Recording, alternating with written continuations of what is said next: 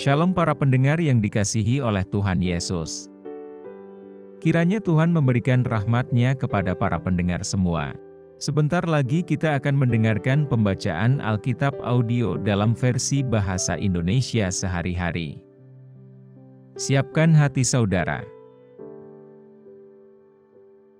1 Samuel pasal 4. Dan perkataan Samuel sampai ke seluruh Israel. Tabut Tuhan dirampas. Orang Israel maju berperang melawan orang Filistin dan berkemah dekat Ebenezer, sedang orang Filistin berkemah di Afek. Orang Filistin mengatur barisannya berhadapan dengan orang Israel. Ketika pertempuran menghebat, terpukullah kalah orang Israel oleh orang Filistin, yang menewaskan kira-kira 4.000 orang di medan pertempuran itu. Ketika tentara itu kembali ke perkemahan, berkatalah para tua-tua Israel, "Mengapa Tuhan membuat kita terpukul kalah oleh orang Filistin pada hari ini? Marilah kita mengambil dari Silo tabut perjanjian Tuhan, supaya ia datang ke tengah-tengah kita dan melepaskan kita dari tangan musuh kita." Kemudian bangsa itu menyuruh orang ke Silo. Lalu mereka mengangkat dari sana tabut perjanjian Tuhan semesta alam yang bersemayam di atas para kerub. Kedua anak Eli, Hofni dan Pinehas, ada di sana dekat tabut perjanjian Allah itu. Segera sesudah tabut perjanjian Tuhan sampai ke perkemahan, bersoraklah seluruh orang Israel dengan nyaring, sehingga bumi bergetar. Dan orang Filistin yang mendengar bunyi sorak itu berkata, "Apakah bunyi sorak yang nyaring di perkemahan orang Ibrani itu?" Ketika diketahui mereka bahwa tabut Tuhan telah sampai ke perkemahan itu, ketakutanlah orang Filistin, sebab kata mereka, "Allah mereka telah datang ke perkemahan itu."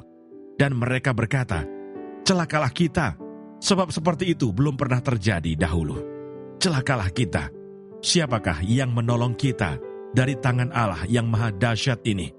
Inilah juga Allah yang telah menghajar orang Mesir dengan berbagai-bagai tulah di padang gurun. Kuatkanlah hatimu dan berlakulah seperti laki-laki, hai orang Filistin, supaya kamu jangan menjadi budak orang Ibrani itu, seperti mereka dahulu menjadi budakmu. Berlakulah seperti laki-laki dan berperanglah." Lalu berperanglah orang Filistin, sehingga orang Israel terpukul kalah. Mereka melarikan diri masing-masing ke kemahnya. Amatlah besar kekalahan itu. Dari pihak Israel, gugur 30.000 orang pasukan berjalan kaki. Lagi pula tabut Allah dirampas, dan kedua anak Eli, Hofni dan Pinehas, tewas. Seorang dari suku Benyamin lari dari barisan pertempuran. Dan pada hari itu juga, ia sampai ke Silo dengan pakaian terkoyak-koyak dan dengan tanah di kepalanya. Ketika ia sampai, Eli sedang duduk di kursi di tepi jalan menunggu-nunggu, sebab hatinya berdebar-debar karena tabut Allah itu. Ketika orang itu masuk ke kota dan menceritakan kabar itu, berteriaklah seluruh kota itu. Ketika Eli mendengar bunyi teriakan itu, bertanyalah ia, "Keributan apakah itu?" Lalu bersegeralah orang itu mendapatkan Eli dan memberitahukannya kepadanya. Eli sudah 98 tahun umurnya, dan matanya sudah bular, sehingga ia tidak dapat melihat lagi. Kata orang itu kepada Eli, "Aku datang dari medan pertempuran. Baru hari ini aku melarikan diri dari medan pertempuran." Kata Eli, "Bagaimana keadaannya, anakku?" Jawab pembawa kabar itu, "Orang Israel melarikan diri dari hadapan orang Filistin. Kekalahan yang besar telah diderita oleh rakyat. Lagi pula kedua anakmu, Hofni dan Pinehas, telah tewas, dan tabut Allah sudah dirampas." Ketika disebutnya tabut Allah itu, jatuhlah Eli telentang dari kursi di sebelah pintu gerbang. Batang lehernya patah, dan ia mati, sebab telah tua dan gemuk orangnya. 40 tahun lamanya, ia memerintah sebagai hakim atas orang Israel. Adapun menantunya perempuan, istri Pinehas, sudah hamil tua.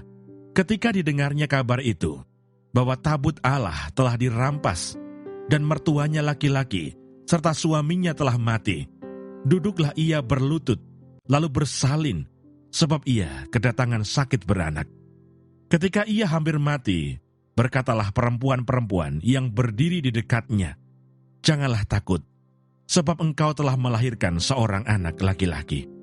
Tetapi ia tidak menjawab dan tidak memperhatikannya. Ia menamai anak itu Ikabod, katanya, "Telah lenyap kemuliaan dari Israel, karena tabut Allah sudah dirampas, dan karena mertuanya dan suaminya."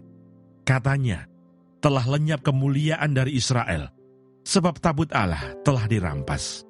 Terima kasih Bapa di surga untuk firman-Mu hari ini. Berkati kami semua supaya kami mengerti isi hati-Mu.